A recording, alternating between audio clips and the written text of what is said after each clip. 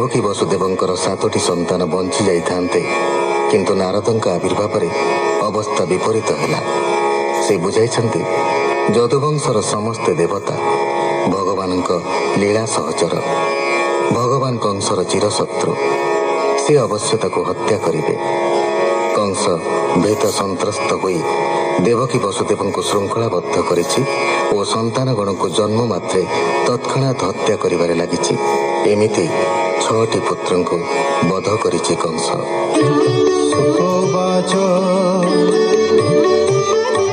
हेमंते बरसे बरस 6 पुत्र कला कंस नाश, देखिण देवकी विकल दया सागर आदि मूल, अनंत रूप धरी हरि देवकी गर्भे विजे करी, ए रूपे अनंत प्रकाश गर्भे होइले 8 मास, देवकी निज देह चाही विकले निश्वास छाड़ई, केते पातक कली पूर्वे पुणी होइला आसी गर्भे, एते साहिबी गर्भ कष्ट विधाता कला मते हट, गर्भे धरई 10 मास कोली धरिते नाही आस, हेमंत विचारी विकल नयन बहे अश्रु जल, दासवस्थल भगवान जानिले देवकीर मन,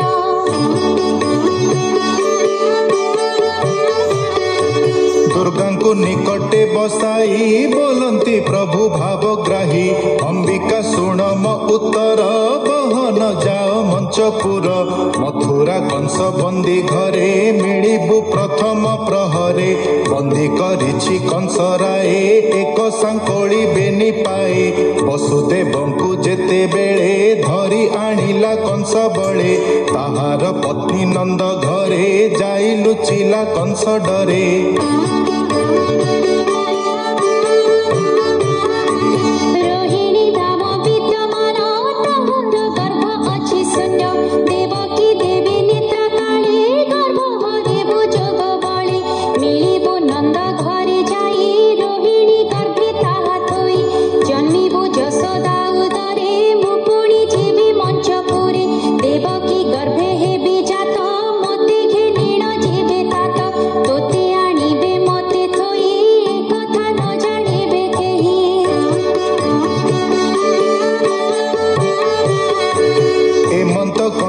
मरण हसी कहंती नारायण, मंचे होइबु तुझे जात जगते होइबु विख्यात, लोके करिबे तोते पूजा अनेक देवे बलि भोजा, भगते होइबु प्रसन्न अनेक हेब तोर नाम, जया विजया भद्रकाली मंगला चंडिका कंकाली, कन्यका कृष्णा जे माधवी ईशानी शारदा वैष्णवी,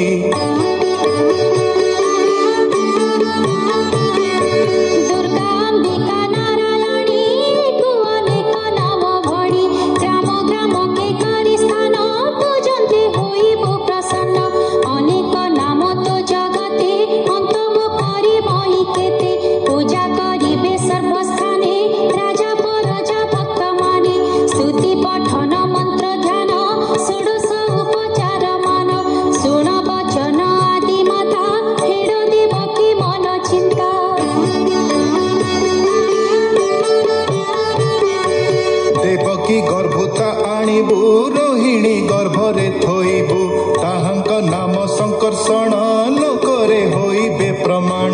नाम होइब बलराम बळे नहिबे केहि सम, शुणी आनंद मना होई मंचे चलिले महामाई, हरि आदेश घिनि सिरे मिलिले मथुरा नगरे, कंस राजार बंदी घरे मिलिले प्रथम प्रहरे, रात्रे देवकी निद्रा काले गर्भ हरिले जोग बळे, अनंत घेनी माया दंभे थोइले रोहिणीर गर्भे,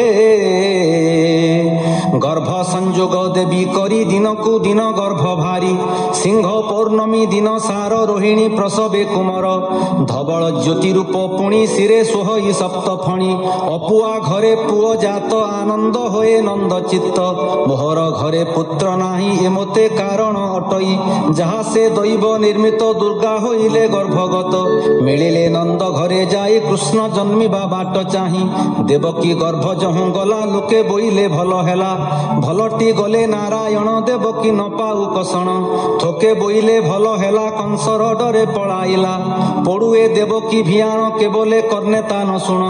ଏଡେ ମରିଛି ଅଛି କାହିଁ କେବଲେ ମୁଖ ତା ନ ଚାହିଁ କାନ୍ଦିକେ ହୁଅନ୍ତି ବିକଳ କେବଲେ ରଖ ଆଦି ମୂଳ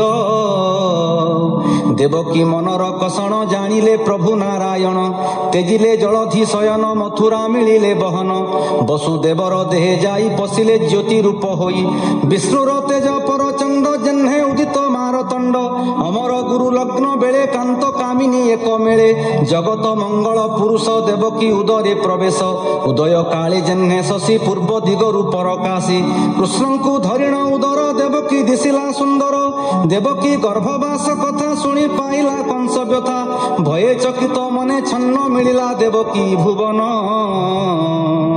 ସାତ କବାଟ ଫେରାଇଲା ଅନ୍ଧାର ଘରକୁ ଚାହିଁଲା ଉଦୟ ହୋଇ ଦିନ କର ଜହ୍ନେ ନାଶଇ ତମ ଘୋର ଦେଖି ଚକିତ କଂସ ମନେ ଭାଳି ବୋଲଇ ଭୟ ଛନ୍ନେ ନିଶ୍ଚୟ ହୋଇଲା ମରଣ ଏତ ଅନାଦି ନାରାୟଣ ଗର୍ଭେ ବିଜୟ ବ୍ରହ୍ମ ରାଶି ଏ ମୋର କାଳ ଦଣ୍ଡ ଫାସି ଜୀବନ ନାସିବ ମୋହର ଦେବକୀ ବଡ଼ଇ ସୁନ୍ଦର ଏ ଯେତେ ଗର୍ଭ ପ୍ରସବିଲା ଏମନ୍ତ ବେଳେ ନ ଦିଶିଲା କି ବୁଦ୍ଧି କରିବଇ ଆଜ ମାରିଣ ଲଭିବଇ କାର୍ଯ୍ୟ ଏସନ ମନେ ବିଚାରଇ ମୁନି ତ ଯାଇଛନ୍ତି କହି ଯାହା କହିଲେ ବ୍ରହ୍ମା ସୁତ ସେ କଥା ନହୋଇ ବ୍ୟର୍ଥ ଯାଦବେ ମୋହର ବୈରୀ ମୋର ମରଣ ହେତୁ କରି ଦେବକୀ ବସୁଦେବ ଆଦି ଏ ମୋର ଅଟନ୍ତି ବିବାଦୀ ଭିଣଇ ଗୁଣ କର୍ମ ମାନ ଯୁବତୀ କଲା ଭିନ୍ନ ଭିନ୍ନ ଆତ୍ମ ବହେଣୀ ମୋର ଅସଲ ମୋହରେ ନ ଇଚ୍ଛଇ ଭଲ ସପ୍ତମ ଗର୍ଭ କେଣେ ନେଲା ବୋଇଲା ଗର୍ଭ ଉଭେଇଲା ଏ ଯେ ମୋହର ଅପରାଧୀ କିସ କରିବି ଏବେ ବୁଦ୍ଧି ହସ୍ତରେ ଅଛି ମୋ ଉପାୟ ଛାଡ଼ିଲେ ନ ପାଇବି କାୟ ଦେବକୀ ପକାଇବି ମାରି ଗର୍ଭ ନାସିବି ପେଟ ଚିରି ପୁଣି ବିଚାରୁ ଅଛି ମନେ ଏ କର୍ମ କରିବି କେଶନେ ଜୀବନ ପାଇଁ ଏଡ଼େ ପାପ କରି ପାଇବି ମନେ ତାପ ଉଭୟ ଲୋକେ ସୁଖ ନାହିଁ ନରକେ ପଡ଼ିବି ମୁଁ ଯାଇ ପାପର ମଧ୍ୟରେ ପରମାଦ ସ୍ତ୍ରୀ ଗର୍ଭିଣୀ ଶିଶୁ ବଧ ଏ ତିନି କର୍ମ ଯେ କରନ୍ତି ଜୀବନ ଥାଉ ସେ ମରନ୍ତି ତାହାର ମରିବାର କାଳେ ନିନ୍ଦିତ ବୋଲନ୍ତି ସକଳେ ଇହ ଲୋକରେ ଅପଯଶ ମରଣେ ନରକେ ପ୍ରବେଶ ଏମନ୍ତ ମନେ ବିଚାରିଲା ଖଡ଼ଗ ଘେନି ବାହୁଡ଼ିଲା ମିଳିଲା ନିଜ ପୁରେ ଯାଇ ଭାଳଇ ଚୌଦିଗେ ଚାହିଁ ହରିଙ୍କି କଲା ମହାଭୟ କ୍ଷଣ କ୍ଷଣକେ କମ୍ପେ କାୟ ଆସନ ଶୟନ ଭୋଜନେ ସ୍ନାନ ବିହାର ଜଳପାନେ ଗୋଡ଼ାଇଛନ୍ତି ଜହ୍ନେ ହରି କମ୍ପଇ ମହାଭୟ କରି ବୃକ୍ଷ କାନନ ନଦୀ ଗିରି ସକଳ ମଣେ ନର ହରି ଏମନ୍ତେ ରଜନୀ ହୋଇଲା ଘର ତିମିର ପ୍ରକାଶିଲା ବ୍ରହ୍ମା ଶଙ୍କର ଇନ୍ଦ୍ର ତୁଲେ 33 କୋଟି ଦେବ ବଳେ ମିଳିଲେ ମଥୁରା ନବରେ ଦେବକୀ ଦେବୀ ବନ୍ଦୀ ଘରେ।